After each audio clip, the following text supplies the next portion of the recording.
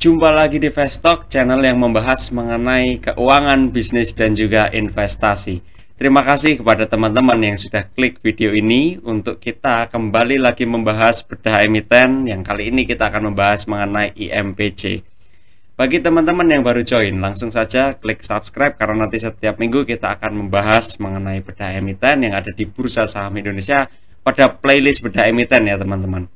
Kemarin dari rekan kami Pak Dimas juga membahas mengenai Business Insight yang akan diadakan secara reguler juga. Tetapi di sini kita sedang melihat, sedang mengukur demand yang ada seperti apa. Oleh sebab itu langsung saja kita bahas mengenai IMPC, yang mana PT Impact Pratama Industri Tbk atau IMPC ini adalah produsen dan distributor bahan bangunan dan plastik. Perusahaan mulai beroperasi secara komersial ini pada tahun 1982 teman-teman. Brand yang dikenal seperti ada Solartaf, Alderon, Lasercool, Ecolite, dan juga yang lainnya. Setelah kita perdalam, visi yang ingin dicapai oleh IMPC ini adalah ingin menjadi perusahaan material bahan bangunan yang dominan di Asia Tenggara, Australia, dan juga Selandia Baru dengan produk yang berkelanjutan. Untuk mencapai visi tersebut, misinya adalah memberikan solusi yang bernilai tambah dan produk-produk inovatif ke sektor-sektor pasar kami dengan pertumbuhan kinerja melalui sumber daya manusia yang berbagi nilai-nilai grup kami dan sikap yang berkesinambungan. Jadi kalau kita lihat misinya ini dirangkai dalam suatu paragraf yang mana ada poin-poin penting di dalamnya ya teman-teman ya. Dengan ini kita mengetahui area yang ingin dikuasai, tujuan dari perusahaan ini tidak hanya di Indonesia tapi juga di Asia Tenggara, di Australia, bahkan di Selandia Baru ya teman-teman ya. Yang mana ini menunjukkan bahwasannya ambisi dari sebuah perusahaan ini ingin menjadi perusahaan besar pada segmen produk dan segmen konsumennya. Jadi ini satu hal yang positif, kita bisa next. Pencapaian perusahaan yang sudah diraih selama beroperasi sampai di tahun 2022 lalu, kita ketahui bahwasannya PT Impact Pratama Industri ini berdirinya 1981, kalau tadi dari keterangan 1982 kurang lebih ya 42 tahun ini sudah beroperasi ya teman-teman ya. Dan per akhir 2022 IMPC itu memiliki pabrik di 5 negara berbeda dan sudah mendistribusikan produknya ke 13 negara berbeda. Revenue IMPC yang diraih pada full year 2022 itu sekitar 2,8 triliun rupiah. Yang mana kita ketahui bahwasanya dari sini kualitas produk yang baik itu sudah dibuktikan oleh IMPC melalui produk yang dapat diterima tidak hanya oleh masyarakat lokal tapi juga masyarakat internasional. Nah, pemilik perusahaan dari IMPC setelah kita cek ya dari laporan keuangan ini kuartal 3 2023 ada dua terutama ya teman-teman ya, ada PT Harimas Tunggal Perkasa dan juga PT Tunggal Jaya Investama yang masing-masing punya kepemilikan itu sekitar 43%. Yang ada di masyarakat ini sebetulnya cukup sedikit, free floatnya cukup kecil ya, hanya 11,10% saja. Dan ada Bapak Haryanto ini sebagai direktur utama, ini punya saham sekitar 1,14%. Dari sini kita bisa ketahui bahwasannya PT Harimas Tunggal Perkasa atau HTP dan juga Tunggal Jaya Investama atau TJI ini merupakan dua entitas yang memiliki porsi terbesar ya teman-teman ya. Tetapi sayangnya kita melakukan riset itu informasi yang ada itu cukup terbatas teman-teman mengenai kedua entitas ini. Nah, mengenai struktur perusahaan secara luas, tadi pemiliknya ada 3 ditambah Bapak Haryanto ya. Ada 3 itu ada Harimas, Tunggal Jaya, dan juga publik masyarakat secara luas serta Bapak Haryanto. Lalu IMPC ini punya anak-anak perusahaan di berbagai negara. Di Indonesia ada, di Singapura, Malaysia, dan lain sebagainya teman-teman ya. Nah ini berarti IMPC untuk melebarkan sayapnya itu menggunakan anak-anak perusahaannya, menggunakan kendaraan itu. Dan untuk wilayah operasi sendiri sudah tersebar di 5 negara yang berbeda. Base utamanya memang di Indonesia. Dari informasi yang kita peroleh, Bapak Haryanto sendiri ini terindikasi ini memang memiliki saham dengan porsi yang signifikan di kedua entitas pemilik IMPC. Jadi indikasi kami itu dari hasil riset menunjukkan bahwasanya Bapak Haryanto ini punya saham yang cukup signifikan di PT Harimas dan juga PT Tunggal Jaya. Artinya ya ini sebetulnya family business tapi menggunakan kendaraan investasi atau kendaraan perusahaannya yang berbeda. Nah, untuk struktur organisasinya di sini dari tanggal 31 Desember 2022 ke 30 September 2023 perubahan yang terjadi ya teman-teman ya. Ini adalah Ibu Lindawati ini naik menjadi komisaris utama Dan juga Bapak Handoyo ini sudah tidak lagi menjabat. Seperti itu. Jadi Bapak Handoyo ini turun dari komisaris utama, digantikan oleh Ibu Lindawati. Sedangkan yang lainnya kalau kita lihat sebetulnya tidak ada perubahan. Ya, kita perdalam ya teman-teman ya mengenai struktur organisasinya. Di sini sampling saja dari Ibu Lindawati dan juga Bapak Haryanto, tetapi rekomendasi kami teman-teman tetap harus cek direktur dan komisarisnya itu satu persatu supaya mendapatkan gambaran yang lebih solid. Nah, di sini dari Ibu Lindawati kita bisa ketahui bahwasannya beliau ini diangkat menjadi komisaris utama itu sejak Juni 2023, yang mana ini sebetulnya belum lama ya teman-teman ya. Dan beliau adalah warga negara Indonesia, usia itu sekitar 56 tahun. Saat ini beliau itu menjabat, punya pengalaman kerja dan juga rangkap jabatan itu di Direktur Harimas Tunggal Perkasa dan juga Direktur PT Tunggal Jaya Investama sejak 2015 sampai sekarang, yang mana sekarang ini yang dimaksud 2022 ya teman-teman ya. Dan beliau juga pernah menjabat sebagai komisaris PT Impact Pratama Indonesia. Kalau melihat dari rekam jejak pengalamannya, ini memang beliau sudah lama, sudah relatif tidak terlalu baru gitu ya di IMPC Group teman-teman. Yang mana Harimas dan Tunggal Jaya ini kan adalah pemiliknya ya. Dan kalau dari Bapak Haryanto sendiri selaku direktur utama, ini pertama kali diangkat sebagai direktur utama pada tahun 2019. Tapi sudah bergabung di IMPC itu sejak 2007 teman-teman. Kalau Bapak Haryanto ini adalah warga negara Indonesia, usia sekitar 59 tahun. Pendidikannya itu S1 dan juga S2 di US ya, di Amerika Serikat teman-teman. Untuk pengalaman kerjanya sendiri, di sini yang tercatat ada 5, yaitu Bapak Haryanto ini sebagai direktur utama dari PT Harimas, direktur utama dari PT Tunggal Jaya Investama, ini malah sejak 2007 sampai sekarang. Di luar itu juga Bapak Haryanto ini sebagai komisaris PT Abadi Adi Mulia dari 1988, komisaris dari PT Sinar Graha Mas Lestari dari tahun 1996 sampai sekarang, dan juga PT Indah Cap Sukses Makmur dari tahun 2000 sampai sekarang. Artinya rangkap jabatannya itu selain menjadi direktur utama dari IMPC, beliau juga merangkap di 5 perusahaan yang lain sebagai jajaran direktur dan juga komisaris. Kalau kita lihat Ibu Lindawati ini memiliki pengalaman di bidang keuangan dan akuntansi yang cukup bagus, dan juga beliau juga dipercaya sebagai jajaran direktur dan juga komisaris. Sedangkan Bapak Haryanto sendiri berpengalaman lebih dari 40 tahun pada industri bahan bangunan dari plastik serta kemasan produk dari plastik juga. Sehingga dengan ini Bapak Haryanto juga masih aktif menjabat sebagai direksi dan juga dewan komisaris di berbagai IMPC Group.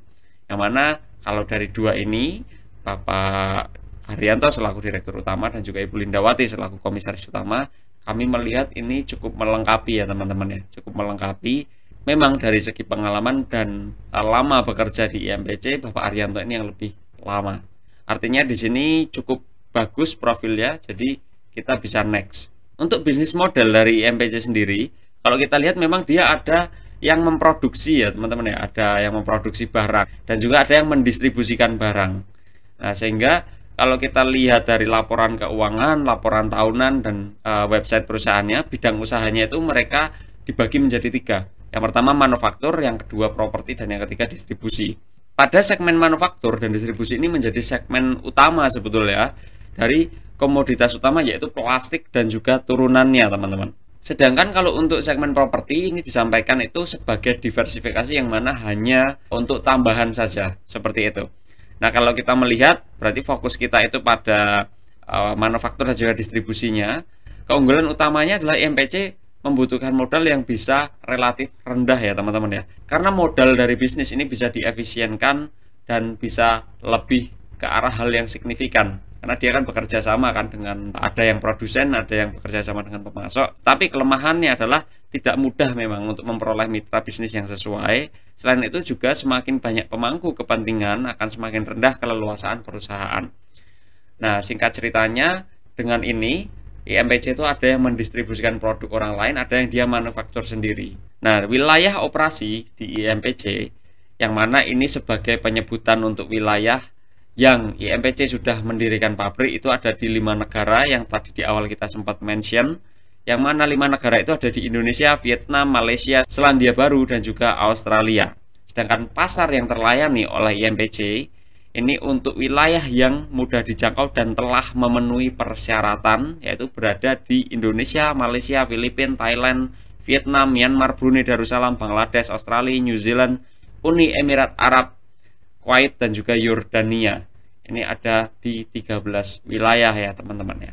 Sehingga dengan ini kita perdalam lagi, menyambung dari bisnis model. Struktur bisnis ini dibagi menjadi 3, ada di laporan keuangan dan juga laporan tahunan, menyebutnya ada yang manufaktur dan juga industri. Jadi ini sama, satu segmen bisnis, yang mana di segmen ini IMPC menghasilkan beberapa varian produk bahan bangunan untuk kebutuhan industri maupun rumah tangga dengan material dasar itu seperti polimer, nah, jenis polikarbonat, polipropilin, polietilin gitu kan, dan juga produk non polimer berbahan logam.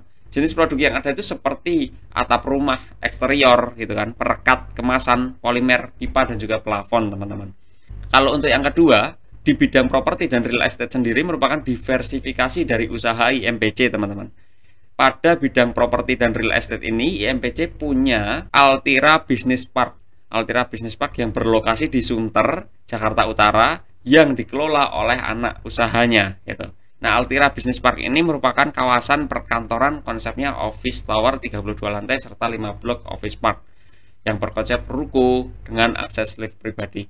Segmen yang ketiga adalah distribusi. Di sini perseroan mendistribusikan produk-produk atap lembaran dari plastik dan perekat serta produk interior. Di dalamnya juga ada toilet, kubikel, karpet, dan juga vinil. Untuk di sini memang dari sisi manufaktur ini yang menjadi jagoan dari IMPC karena ini produce sendiri nih, produksi sendiri. Nah, dari sisi struktur bisnis manufaktur ini contohnya produk-produknya teman-teman ya. Ada solar taf Roma, solar taf Greka, ada solar taf dari Trimdeck dan yang lainnya. Teman-teman bisa cek juga dari website perusahaannya untuk mengetahui detail. Teman-teman juga bisa cek brosurnya sih. Nah, kalau kita melihat keunggulan kompetitif dari produk-produk IMPC, terutama yang dia manufacture ya teman-teman ya, ini adalah IMPC punya komitmen untuk terus berinovasi dan menyediakan produk berkualitas kepada konsumennya. Kita melihat di situ, varian produknya sesuai dengan kebutuhan konsumen. Jadi spesifik konsumen itu mereka bisa layani. Dan selain itu produknya ramah lingkungan dan juga ramah terhadap kesehatan. Selain itu produknya juga bagus kualitasnya ya, sehingga lebih efisien. Kalau dihitung-hitung secara biaya itu lebih efisien. Nah, ini merupakan keunggulan kompetitif yang dimiliki oleh IMPC kalau kami lihat. Kita masuk ke pembahasan laporan keuangan dari sisi neraca ya teman-teman ya. Dari sisi neraca ini kita bahas dari current asset dan juga fixed assetnya dulu, lalu dibandingkan dengan kas-nya. Di sini dalam 10-11 tahun terakhir total aset memang relatif tumbuh dengan pola yang relatif mudah diprediksi. Jadi kalau kita lihat pertumbuhannya itu cukup enak ya dilihat ya teman-teman ya. Dia agak stuck lalu tumbuh lagi, dia agak stuck lalu tumbuh lagi. Jadi polanya kelihatan gitu. Komposisi aset berisi cukup berimbang antara current asset dan juga fixed asset. Sedangkan pada fixed asset kita cek komponen paling dominan itu berisi aset tetap berupa tanah, bangunan, mesin, dan juga peralatan. Sudah jelas karena dia manufacture kan, pasti fix asetnya berisi itu gitu ya, memang sudah seharusnya. Lalu pada current asset ini komponen paling dominan ini berisi persediaan yang mana berupa barang jadi. Nah, ini yang perlu di note ya teman-teman ya. Current asset atau aset lancar itu berisi, dominasinya berisi persediaan, yang mana persediaannya berisi barang jadi dominasinya. Sehingga nanti perlu diketahui seberapa cepat dia mengeluarkan barang itu sangat penting karena ini dominan, cukup dominan di neracanya, terutama di aset lancarnya. Lalu dari sisi neraca, pembandingan antara total ekuitas dan juga total utang ya teman-teman ya. Dominasinya memang adalah ekuitas. Total aset ini diisi oleh ekuitas dominasinya. Yang mana dalam 10-11 tahun terakhir pertumbuhan ekuitas itu cukup tinggi di sekitar 12,23% per tahun.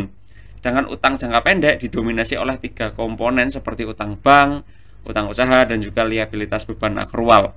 Jadi yang berwarna biru ini ya teman-teman ya. Sedangkan utang jangka panjangnya memang relatif tidak signifikan, dominasinya berisi dengan utang bank.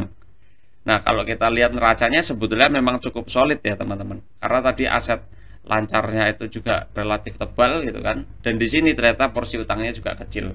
Itu tinggal nanti kita ketahui tadi persediaannya itu seberapa cepat mereka mengeluarkan. Nah, dari sisi laba rugi laba rugi kita bandingkan antara revenue, operating profit dan juga net profit, pertumbuhannya itu kalau kita lihat ya memang ada polanya juga ya, agak stuck dia lalu naik gradual, nanti ini agak stuck lagi lalu gradual naik gitu. Nah, dari tahun 2016 mungkin ya, kalau di sini 2016 ke 2017 ke 2023 itu trennya naik terus tuh. Tapi dari 2013 ke 2018 mungkin ya itu masih stuck aja gitu. Tetapi kalau dari 10 sampai 11 tahun terakhir, rata-rata pertumbuhan per tahun dari revenue sekitar 8,4%. Sedangkan pertumbuhan laba bersihnya rata-rata sekitar 12,31%. Artinya apa? Ada pertumbuhan laba bersih yang lebih tinggi dibandingkan pertumbuhan revenue-nya. Artinya ada efisiensi yang bisa dikerjakan oleh IMPC, oleh manajemen IMPC bisa dibuktikan karena pertumbuhan laba bersihnya lebih tinggi dibandingkan pertumbuhan revenue-nya. Next, kita masuk ke kontribusi dari pendapatan IMPC. Di sini kita bisa ketahui, bisa lihat trennya, dan juga dari perhitungan kontributor utama pada revenue ini adalah pada segmen bisnis manufaktur. Tetapi sebetulnya tidak jauh berbeda pada segmen bisnis distribusi, teman-teman. Nah, rata-rata pertumbuhan pendapatan pada segmen manufaktur ini sekitar 9,07% per tahun. Sedangkan rata-rata pertumbuhan segmen distribusi ini sekitar 11,12% per tahun. Berarti pertumbuhan segmen distribusi ini sebetulnya lebih tinggi ya teman-teman ya, dibandingkan dengan pertumbuhan segmen pada manufaktur. Nah, tetapi diperdalam lagi kontribusi laba periode berjalannya, tadi kan revenue, ini lebih dalamnya laba periode berjalan. Ini kontributor utamanya masih pada manufaktur teman-teman. Sedangkan pada segmen distribusi ini porsinya sangat kecil terhadap laba periode berjalan. Sehingga di sini kita bisa ketahui kontributor utamanya sekaligus rata-rata pertumbuhan tertinggi itu adalah pada segmen manufaktur, yang mana rata-rata pertumbuhan per tahun dari laba periode berjalan di segmen manufaktur sendiri sekitar 13,95% per tahun. Kalau pada segmen distribusi rata-rata pertumbuhannya sekitar 4,03% saja per tahun. Artinya beban dan biaya pada segmen distribusi ini relatif tinggi dibandingkan dengan manufaktur, teman-teman. Kita bisa next, komponen beban dan biaya.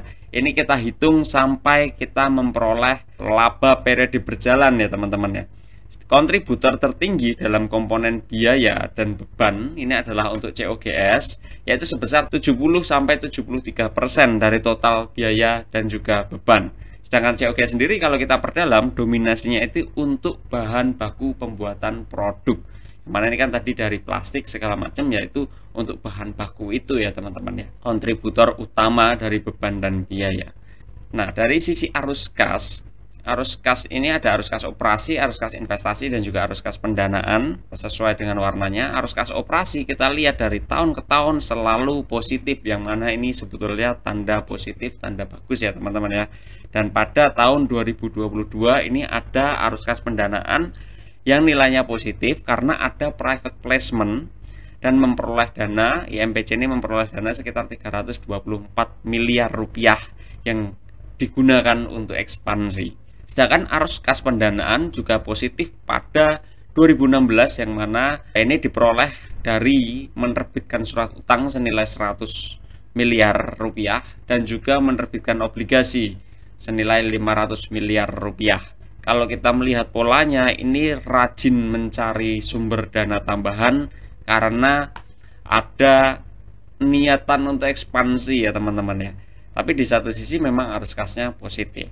Jadi kita perlu ketahui pola-pola manajemen dalam dia mengembangkan bisnisnya seperti apa, seagresif apa. Tapi dengan pola seperti ini, kita tadi lihat di neracanya itu posisi utangnya juga relatif manageable. Menurut kami ini masih wajar ya teman-teman ya. Oke, jadi kita bisa next ke rasio profitabilitas. Rasio profitabilitas ini relatif berfluktuasi dengan tren perbaikan. Jadi habis naik turun gitu kan, terus sekarang secara gradual naik lagi, terutama sejak 2019 ini trennya memang perbaikan ya teman-teman ya. Sedangkan rata-rata net profit margin dari 10 sampai 11 tahun terakhir itu sekitar 9,36%, dengan rata-rata return on equity-nya dari 10 sampai 11 tahun terakhir itu sekitar 11,38% per tahun. Yang mana ini sebetulnya tergolong relatif moderat ya, nggak bisa dikatakan tinggi tapi juga tidak yang rendah gitu. Jadi tengah-tengah lah. Kalau kita bandingkan IMPC dengan ARNA, Arwana maupun MLIA, ini bisa dibandingkan karena ada irisan produk ya, yang mana menyediakan produk kebutuhan properti. Di sini kita bisa ketahui IMPC punya rata-rata return on equity maupun rata-rata net profit margin lebih tinggi dibandingkan MLIA dan lebih rendah dibandingkan ARNA. Untuk perhitungan dari average ROI dan juga average dari net profit margin di sini juga sama ya teman-teman ya, pakai data 10 sampai 11 tahun terakhir. Jadi ini bukan rata-rata periode waktu yang singkat, tapi 10 sampai 11 tahun terakhir kita hitung IMPC, ARNA dan juga MLIA, dan IMPC ini tengah-tengah lah, lebih rendah dibandingkan ARNA tapi lebih tinggi dibandingkan MLIA. Dengan rasio likuiditasnya sendiri, di sini ada current ratio, quick ratio dan juga cash ratio. Kita bisa ketahui sebetulnya trennya hanya berfluktuasi saja gitu. Sempat ada perbaikan yang signifikan di 2016, 17, 18, tapi sekarang kembali ke level yang sama kurang lebih. Tapi di sini sebetulnya cukup bagus, risikonya cukup moderat ke arah rendah ya, karena quick ratio yang terakhir itu di angka 124% kan. Dengan kalau kita bandingkan rasio solvabilitasnya, ya ini trennya juga cukup berfluktuasi, tapi kalau dibandingkan dari tahun 2013 dengan 2023 ya tentu ada perbaikan yang signifikan gitu kan, karena operating profit per interest expensesnya terakhir ini di angka 15 kalinya. Jadi laba operasi bisa mengcover 15 kali beban bunganya.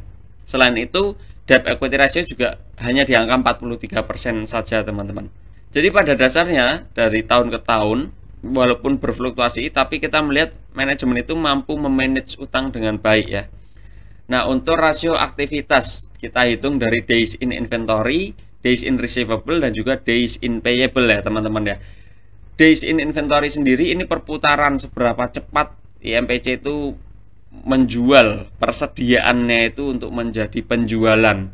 Yang mana dari perhitungan itu sekitar 186 sampai 190 hari, artinya 6 sampai 7 bulan teman-teman. Dari sini ini kan sebetulnya cukup lama dibandingkan dengan 3 bulan kan, jelas 6 bulan itu 2 kalinya kan. Kita harus tahu berapa usia dari persediaan jadi itu bisa ditahan di gudang tanpa menurunkan nilai ya teman-teman ya, tanpa menurunkan nilai. Itu yang harus diketahui oleh investor. Tapi dari yang kita ketahui, jenis persediaan yang dimiliki oleh IMPC itu memang dapat berusia relatif cukup panjang ya, karena ini kan produk-produk itu yang memang didesain harus tahan cuaca dan tahan perubahan iklim yang ekstrim, sehingga dengan ini tingkat persediaan di 6 sampai 7 bulan ya kami rasa ini masih cukup considerable, masih cukup bagus. Sedangkan pada IMPC ini membutuhkan waktu 2 bulan untuk menagih piutang menjadi kas, serta IMPC punya waktu hanya 1 sampai 2 bulan saja untuk membayar utang usahanya. Dengan ini bagi kami rasio aktivitas di sini masih cukup bagus. Hanya perlu diawasi dari waktu ke waktu. Ketika days in inventory ini trennya kok dari periode ke periode naik, nah itu berarti ada tanda tanya nih. Kenapa? Apakah memang mau di-expand gitu kan? Atau memang dia kesulitan menjual barang gitu. Nah itu yang perlu di-note, karena memang level persediaannya tinggi ya teman-teman ya, walaupun masih pada level yang manageable.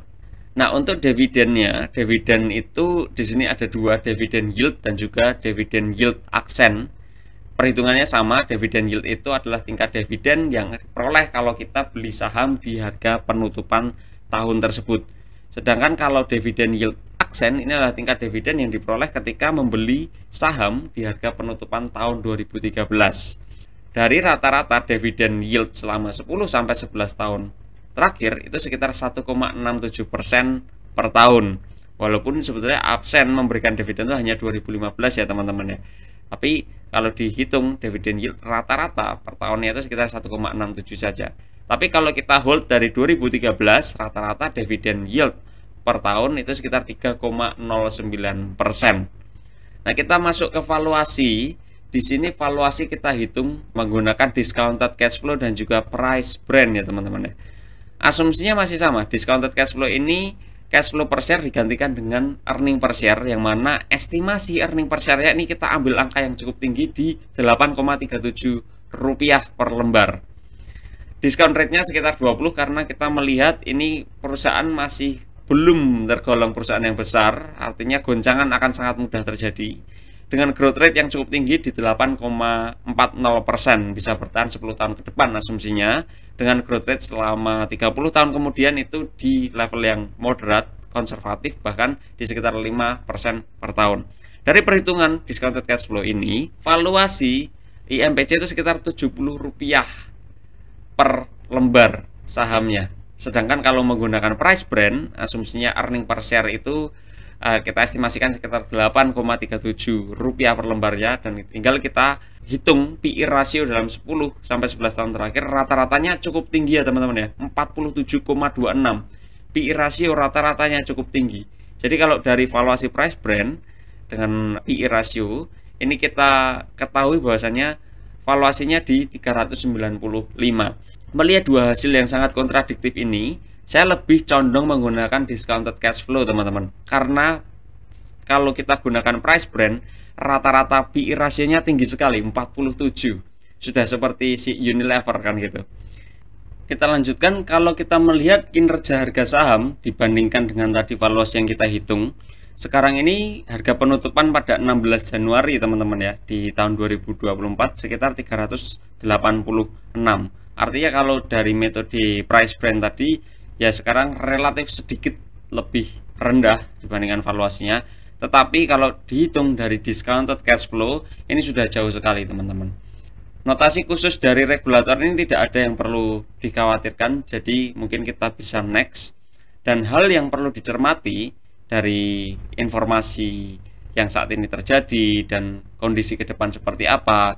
Nah, IMPC ini jika diukur dari ekuitasnya, ini tergolong perusahaan kecil ke menengah, tetapi karena price book value-nya udah tinggi, jadi seolah-olah market capitalnya itu tinggi di 20-an triliun ya. Padahal sebetulnya kalau kita hitung dari ekuitasnya ya ini masih tergolong menengah sampai ya perusahaan kecil ke menengah lah.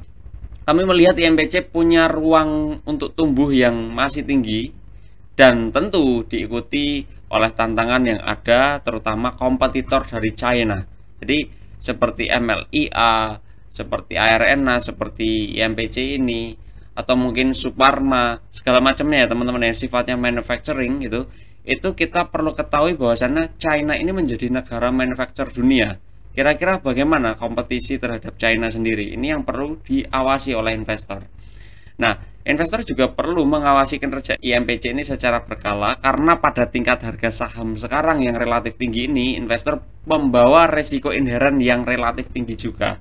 Kesimpulan dari diskusi kita pada siang hari ini, yang pertama adalah IMPC ini menjadi perusahaan yang bergerak di sektor industrial dengan bisnis utama itu pada bahan bangunan dan barang plastik. Di sini kita melihat IMPC punya neraca yang kuat, neraca yang solid, kemampuan mencetak laba bersih yang relatif lebih mudah diprediksi pada tingkat keuntungan yang moderat, dan juga arus kas dari IMPC ini positif, serta IMPC punya pola untuk ekspansi itu menggalang dana dari luar, entah dari right issue, entah dari penerbitan obligasi ya teman-teman ya. Dan di harga saat ini kami rasa IMPC ini berada di tingkat harga yang relatif mahal dibandingkan dengan valuasinya. Karena tadi saya kurang nyaman kalau menggunakan price brand karena PE rasionya rata-rata dalam 10 sampai 11 tahun terakhir tinggi sekali, 40-an gitu. Tapi itu opini dari saya. Mungkin disclaimer-nya adalah teman-teman dalam melakukan investasi selalu lakukan analisis ulang ya teman-teman ya, karena setiap kegiatan investasi pasti mengandung resiko. Dan di sini terima kasih pada teman-teman yang sudah menonton sampai akhir. Kedepan kami juga akan membuat untuk skema membership di YouTube channel kami, sehingga teman-teman yang ingin menikmati bedah emiten ini seminggu 2 kali, dengan salah satunya itu adalah perusahaan berdasarkan analisis kita. Nah, ini bisa langsung daftar di member, karena nanti setiap minggu di situ kita akan bahas bedah emiten berdasarkan perusahaan yang kita pilih punya fundamental yang kuat seperti itu.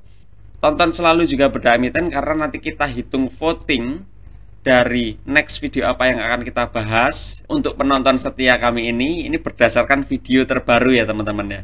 Ada time lag-nya 3 video, tapi dari video terbaru kita menghitung votingnya. Jadi pastikan teman-teman selalu ikuti kami, karena kita menghargai teman-teman yang ingin belajar bersama dengan Fasttalk, setia menonton konten kami. Terima kasih, sampai bertemu di video selanjutnya. Selamat siang.